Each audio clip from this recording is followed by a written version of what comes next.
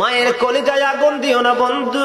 তোমাদের বাড়ি আমার বাড়ি থেকে অনেক দূরে না হয়ে তোমাদেরকে প্রমাণ দিতে পারতাম। বন্ধু গো, এখনো যদি মায়ের চেহারাটা মলিন দেখি আমি পাগল হয়ে যাই।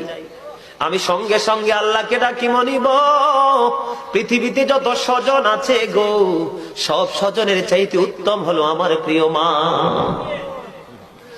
বাবা যখন মাঝে মাঝে অসুস্থ হয় বন্ধু, আল্লাহকে তো আপন করে ডাক দেই রে, আল্লাহ গো বাবা মাকে হারাতে চাই না।